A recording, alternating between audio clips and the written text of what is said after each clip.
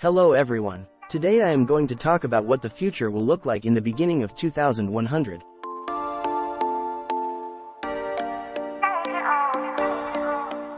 Following many decades of research, a number of human-plant chimeras are moving from the laboratory into clinical and commercial use. Among the treatments now available is a method for combining the photosynthetic capabilities of chloroplasts with human skin. This enables a person to gain energy from being exposed to sunlight. In some European nations, the number of people considering themselves to be non-religious has increased from around 30% in 1980 to over 90% now. Although large numbers of Muslims populate the continent, a substantial portion are now only culturally Muslim, rather than having a literal interpretation of the Quran. Much of the world has now established a hypersonic, evacuated tube transport system connecting major population centers. Its routes extend primarily throughout Russia, Northern Europe, Canada and the US. These trains are more advanced versions of the slower, simpler prototypes first introduced decades previously.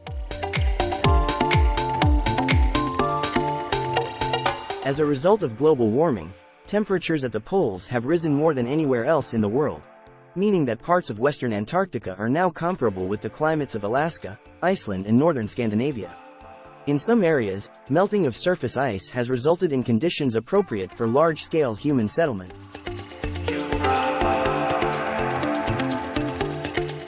By 2095, the global average number of children per woman has dropped below 2, with even Africa now approaching this level after 130 years of declining fertility.